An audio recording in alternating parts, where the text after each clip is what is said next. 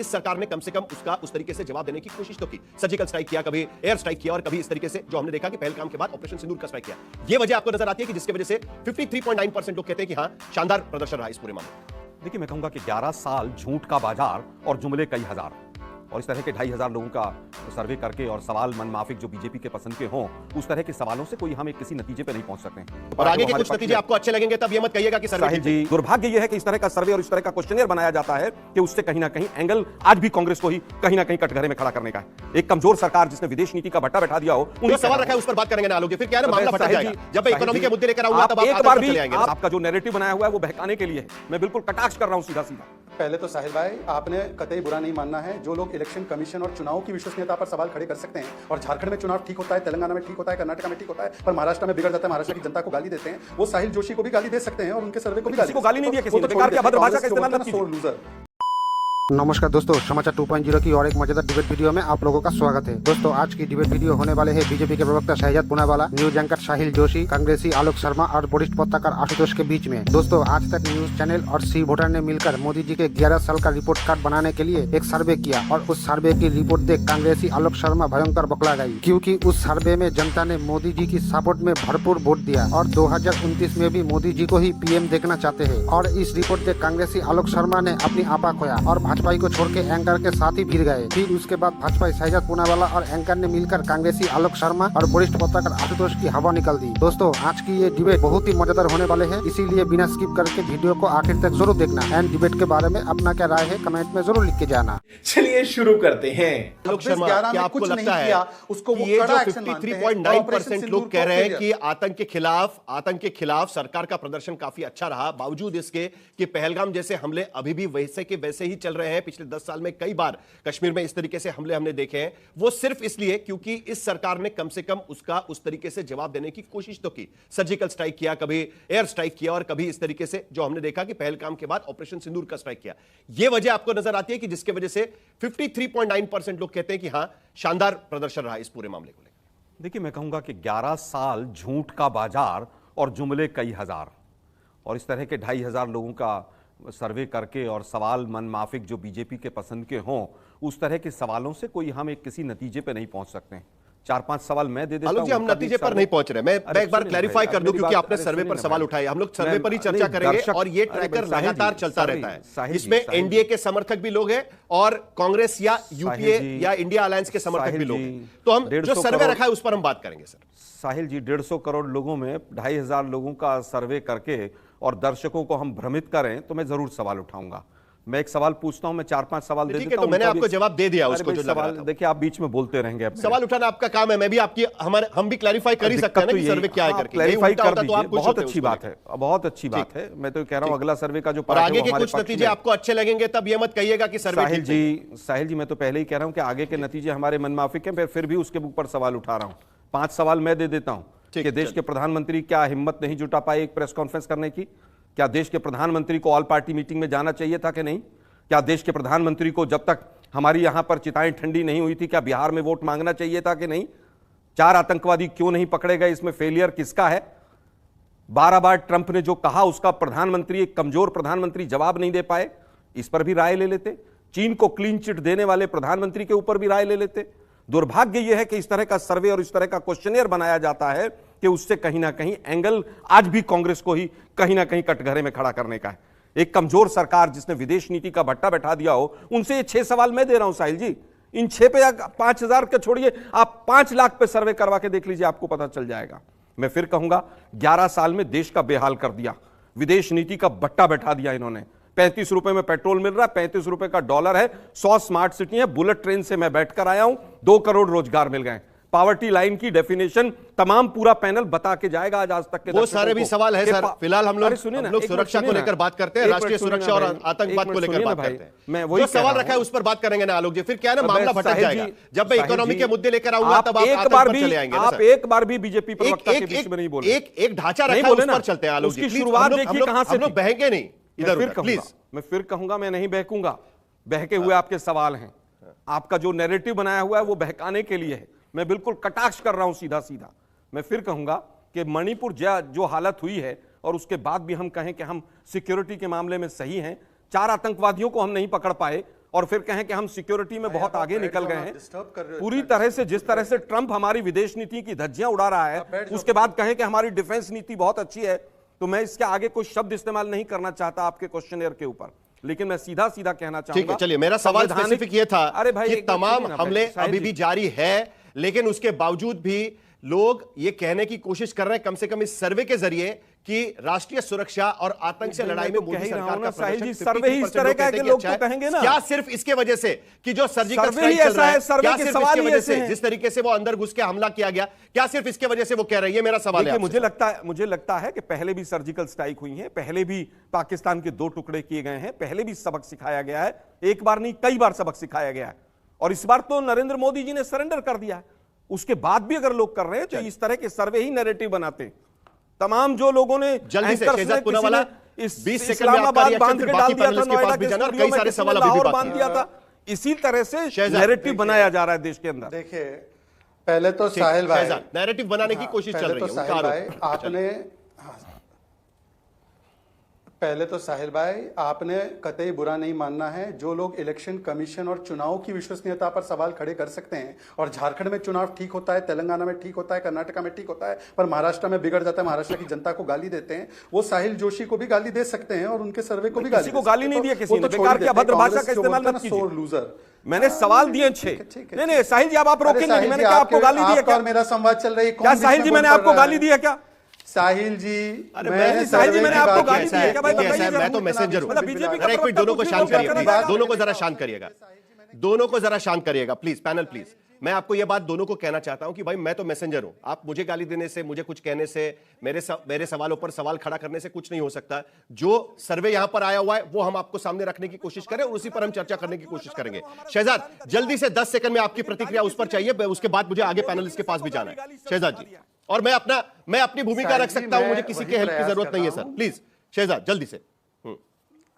आपको भी नहीं है और इलेक्शन कमीशन को भी नहीं है, मैं केवल अपनी भूमिका रख रहा हूं। अब सुनिए ना, बिल्कुल, अभी किसी ने कहा सरेंडर कर दिया, ये सवाल शशि थरूर से पूछा, शशि थरूर से, तो शशि थरूर खिलखिला के हंसने लगे, बोलने लगे कौन है ये ऐसी बातें करने वाला, ना ट्रंप का कोई मीडिएशन था, ना कोई थर्ड पार्टी मीडिएशन था, उनके डीजीएमओ ने हमें कॉल किया। तो चलिए डीजीएमओ की मत मानो, एमईए की मत मानो, शशि मनीष और सलमान की तो मानो, और शशि मनीष और सलमान की नहीं भाई, ट्रंप अपने घर में मीडिएशन करा दे, अपने घर में सीज फायर करा दे, पर मीडिएशन ये होता है जब आप विदेश में जाकर कहते हो कि US UK must intervene. Mediation वो होता है जब कश्मीर को आप प्लेबिसिट के लिए दे देते हैं। मीडिएशन वो होता है जब इंदिरा गांधी, जो हमने पाया था 1971 में, वो मंच डिबेट वो टेबल पे जाकर दे देती है 15,000 स्क्वायर किलोमीटर, 93,000। जो सवाल मैंने कांग्रेस से किया था, बिना हमारे 54 उसी सवाल के साथ ये होता है दबाव चाहता हूं।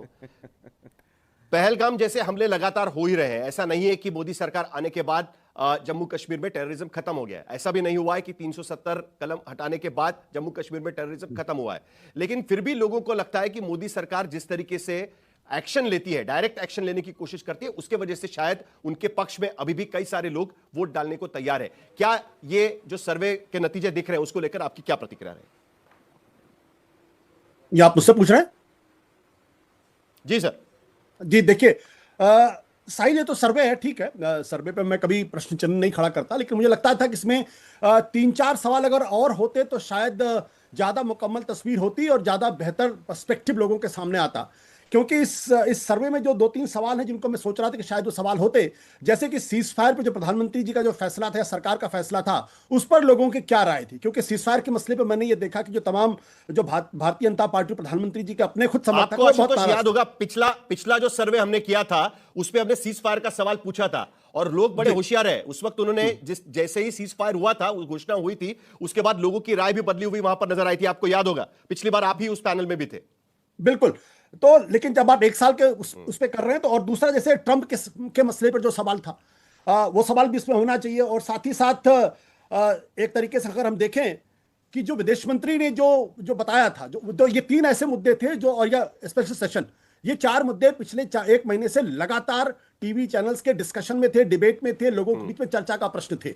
तो मुझे लगता था कि ये सवाल भी होंगे। खैर अब ये सवाल नहीं है, लेकिन कुछ दिनों पहले अमिताभ जी ने भी एक अच्छा सर्वे किया था और मुझे लगता था कि उसकी भी हमारे ख्याल से थोड़ी पड़ताल होनी चाहिए। जहां तक इन सर्वे का प्रश्न, एक चीज तो बिल्कुल स्पष्ट है, वो ये कि कहीं ना कहीं सरकार ने जिस तरीके से नेशनल सिक्योरिटी को हैंडल करने की कोशिश की है, उससे लोग संतुष्ट दिखाई पड़ते हैं। ये अपने आप में सर्वे का एक अच्छा पहलू है और मुझे लगता है कि जब जब नेशनल सिक्योरिटी का प्रश्न आता है तो देश एकजुट होकर एक साथ काम करता है और एक आवाज से बात करता है। ये उसका प्रतिफलन हमको यहां दिखाई पड़ता। लेकिन उसके पीछे की जो पूरी पॉलिटिक्स थी उसको लोगों ने रिजेक्ट किया है। चाहे डेलीगेशन के सिलेक्शन में आपने देखा कि जो 48% लोग हैं वो इस बात से सहमत नहीं है कि आप उसके पीछे पॉलिटिक्स हो रही है, या राहुल गांधी या कांग्रेस पार्टी को जिस तरीके से शशि थरूर के मसले पे हुआ उसको भी लोगों ने पसंद नहीं किया। तो लोग ये तो समझते हैं कि नेशनल सिक्योरिटी के मसले पर देश को एकजुट होना चाहिए था, एक राय होना चाहिए और सरकार के साथ होना चाहिए। लेकिन इस नेशनल सिक्योरिटी पहलगाम या ऑपरेशन सिंदूर के बहाने चाहे वो भारतीय जनता पार्टी पॉलिटिक्स करती हुई दिखाई पड़े या फिर कांग्रेस पार्टी पॉलिटिक्स करती हुई दिखाई पड़े, ये लोगों को पसंद नहीं। कम से कम ये इस बड़ा सर्वे इंटरेस्टिंग में फैक्ट है। एक बड़ा मुद्दा यहां पर निकल कर आता है शहजाद कि आतंक के खिलाफ लड़ाई में जिस तरीके से लोग आंख बंद करके मोदी सरकार के पक्ष में वोट डाल रहे हैं, वो बड़े मुद्दों पर, फिर वो भ्रष्टाचार का मुद्दा हो, बेरोजगारी का मुद्दा हो, महंगाई का मुद्दा हो, इसमें अभी भी लोगों के मन में एक राय बनती हुई नजर नहीं आ रही है। यह बात सबसे बड़ी बात है। शहजाद, देखिए साहिल जी, क्योंकि आपने इतने wide spectrum of topics cover किए तो थोड़ा एक एक वाक्य हर चीज पर बोलने का अवसर दीजिए। देखिए, सबसे पहले तो मैं अभी आपके सर्वे को जो है गाली बकना शुरू नहीं करूंगा, क्योंकि किसी को लगे कि ये सर्वे के रिजल्ट मेरे फेवर में नहीं, उल्टा तो मैं बहुत प्रसन्न हूं, क्योंकि देखिए ये वही चीज को रीइंफोर्स करता है जो हम चुनाव में देखते हैं। भाई, तीसरी बार केंद्र में सरकार बनी और हमारी पार्टी ने एको नहीं अनेकों बार गुजरात में, महाराष्ट्र में, मध्य प्रदेश में, हरियाणा में, असम में, त्रिपुरा में सरकारें रिपीट की। अच्छा, सरकार रिपीट करने का मतलब यह होता है कि एक प्रो इनकम्बेंसी है इन्हीं विषयों पर, चाहे वो इकोनॉमी हो, एम्प्लॉयमेंट हो, करप्शन से लड़ने की बात हो, महंगाई को कंट्रोल करने की बात हो। ये कई सारे मुद्दे ऐसे भी होते हैं जिसमें कि स्टेट का हस्तक्षेप होता है। तो इसमें एक गहराई से देखना होगा कि किसके स्टेट के प्रति इनको महंगाई या करप्शन ज्यादा लगता है। जैसे मैं उदाहरण देता हूं, बेंगलुरु में, कर्नाटका में सबसे ज्यादा दाम बढ़ाए गए हैं। अब आपने नेशनल सर्वे किया है तो निश्चित रूप से वहां का भी रिफ्लेक्शन होगा। दूसरी बात आते हैं एक एक वाक्य। देखिए, इकोनॉमी पर फ्रेजाइल 5 में थी, आज फास्टेस्ट 5 में इकोनॉमी है ना। 10 to 12% इन्फ्लेशन हुआ करता था, आज 4.5-5% के इन्फ्लेशन रेट, जबकि दो चुनौतियां थी हमारी वैश्विक, कोविड की चुनौती और यूक्रेन रशिया क्राइसिस। ये हुआ ना। आपने अभी जैम ट्रिनिटी की बात कराई, आपने कहा कि ये ज्यादा कोई महत्वपूर्ण नहीं। जैम ट्रिनिटी के माध्यम से 40 लाख करोड़ लोगों रुपए जो है जनता के खाते में गए और 85% वो खूनी पंजा या लुटेरा पंजा लूटने की स्थिति में नहीं रहा, जो पहले होता था 1 रुपया भेजे तो 85 पैसे खा जाते थे। तो ये भी भ्रष्टाचार पर ही एक रोक है। हमने देखा है कि किस प्रकार से, अभी आपने बात की एम्प्लॉयमेंट की, तो एम्प्लॉयमेंट में आप देख लीजिए कि ईपीएफओ का डेटा 16 करोड़ का था, आज वो 27 करोड़ सब्सक्राइबर हो चुके हैं। आरबीआई की क्लेम्स रिपोर्ट देख लीजिए, एसबीआई की रिपोर्ट देख लीजिए कि हर वर्ष जो है 1 से 2 करोड़ नौकरियां पैदा हुई, उत्पन्न हुई हैं, और इसीलिए तो लोगों ने हमें वोट दिया है। जबकि यूपीए के जमाने में 10 वर्षों के अंतराल में केवल 2.5 करोड़ नौकरियां पैदा हुई। ये आरबीआई की रिपोर्ट है। पर यहां पर नहीं, जरा एक मिनट, मेरे पास समय खत्म हो जाएगा इसके लिए। आलोक शर्मा जी, मोदी जी 6.5 लाख वोटों से बनारस जीते थे और इस बार 1.5 लाख से जीते हैं, तो किसकी कितनी पॉपुलैरिटी है बनारस के लोगों ने ही बता दिया। कितनी सीटें कहां कहां घटी वो भी पता चल गया। 240 पर आगे 400 पार का नारा था। तो जो राज्यों में जीतने की बात ये कर रहे थे उसका जवाब दिया मैंने। 2 करोड़ रोजगार देने की बात हुई थी और 45 साल की बेरोजगारी दर हाईएस्ट रही है। महंगाई तो है ही नहीं देश के अंदर, ये तो हम मान के ही चल देते हैं। वेजेस पूरी तरह से स्टैग्नेशन पे हैं। एनसीआरबी के आंकड़े उठाकर देखिए, महिलाओं पर अत्याचार, सुसाइड रेट और किसानों का सुसाइड रेट, तमाम चीजें देख लीजिए। भुखमरी के इंडेक्स में हम कहां चले गए वो देख लीजिए। लेकिन सवालों में कहीं नहीं था कि देश के ऊपर 5 गुना कर्जा बढ़ाने के लिए पंडित नेहरू जिम्मेदार हैं या मोदी जी जिम्मेदार हैं। 54 रुपए का डॉलर छोड़ा था, 87 पे पहुंच गया। किसान की आय 32 रुपए से घट के 27 पे आ गई। आज हालत यह है कि मॉल न्यूट्रिशन हो, एनीमिया हो और स्कूल बंद करने के रेट हो, तमाम चीजों में पूरा देश अव्वल चल रहा है इस समय पर। दुर्भाग्य यह है कि मैंने पहले भी कहा कि 11 साल झूठ का बाजार और जुमले कई हजार, इसके आगे कुछ भी नहीं। 10-10 वैकेंसी के लिए गुजरात में 35-35 हजार लोग अप्लाई करते हैं और ग्रिल टूट जाती हैं, सारे पेपर लीक होने के रिकॉर्ड टूट गए और उसके बाद कहते हैं कि साहब बेरोजगारी हमने कम कर दी है। मुझे लगता है कि सवालों में भी तमाम चीजें ऐसी हैं, जिस तरह से भ्रष्टाचार के आपने ऊपर पूछा सवाल, मैं तो कह रहा हूं कि पूछना चाहिए कि भाई राफेल की जांच ठीक हो गई थी, क्या हुई थी कि नहीं हुई थी? क्या वो अडानी को जो भ्रष्टाचार के माध्यम से जो तमाम चीजें दी जा रही हैं, हवाई अड्डे और एयरपोर्ट, क्या वो ठीक है कि नहीं? ये सवाल पूछ लेते कि जो 50 साल में हमने कमाया था सब कुछ पूरी तरह से 2-3 व्यापारियों को दिया जा रहा है, क्या वो ठीक है कि नहीं है? सवालों का जो दायरा है वो बड़ा ऐसा है कि जिससे कहीं ना कहीं बीजेपी को फायदा हो। चाहे आंकड़े मुझे अभी पक्ष में लग रहा हूं, मैं फिर भी सवालों के ऊपर तमाम सवाल उठा रहा हूं कि ये सवाल कहीं ना कहीं आलोक शर्मा जी, जिस सरकार देखिए लोग समझदार हैं, लोग कह रहे हैं कि करप्शन कम नहीं हुआ है। करप्शन के मुद्दे पर अभी भी सरकार के खिलाफ यहां पर लोग सवाल उठाते यहां पर नजर आ रहे हैं। मैं तो कह रहा हूं विजय सवाल माल्या का करप्शन के इंटरव्यू- मामले में अरे भाई विजय सरकार माल्या ने ने अभी किस तरीके से हैंडल किया, यही सवाल था। साहिल जी, मैं फिर कह रहा हूं विजय माल्या का इंटरव्यू किसी हिंदुस्तान के मीडिया ने नहीं दिखाया, कह के गया कि मैं विदेश मंत्री को बता के गया था। किसी चैनल ने दिखाया हो तो बता दीजिए, कहां से ओपिनियन बनेगी अरे लोगों पूरा इंटरव्यू पढ़ देख लीजिएगा, 4 घंटे का इंटरव्यू है, उसके मुद्दे निकालने जाएंगे तो सभी के लिए मुश्किलें बढ़ती जाएंगी। इसके बावजूद एक तरफ जब लोग कह रहे हैं कि आतंक से निपटने में, मेरा समय खत्म हो गया इसके लिए, आतंक से निपटने में मोदी सरकार सफल रही है, वहां दूसरी तरफ करप्शन को लेकर अभी भी लोगों के मन में सवाल कायम है। लेकिन आखिर में सबसे बड़ी बात कि अभी भी जब लोगों को पूछा गया कि क्या 2029 में नरेंद्र मोदी को ही प्रधानमंत्री बनना चाहिए, तो 59.3% लोग कहते हैं कि हां, उन्हें ही प्रधानमंत्री बनना चाहिए। यह बहुत बड़ी बात है, इतने तेजस्वी लोग हैं हमारे पास, जिसका विपक्ष को भी विचार करना जरूरी रहेगा। मोदी सरकार की नीतियों से भारत की ग्लोबल छवि सुधरी है। 56.2% लोग कह रहे हैं कि हां बिल्कुल सुधरी है। कहीं ना कहीं परसेप्शन अभी भी लोगों के मन में है कि ग्लोबल छवि नरेंद्र मोदी सरकार आने के बाद सुधरी है। और सबसे आखिर में जब विपक्ष की भूमिका को लेकर सवाल पूछा गया, तब बेहद सृजनात्मक विपक्ष की भूमिका रही है 26.3% और कुछ हद तक प्रभावी 25.2%। यानी कहीं ना कहीं विपक्ष की भूमिका को लेकर भी लोगों के मन में कुछ सवाल अभी भी यहां पर बाकी है।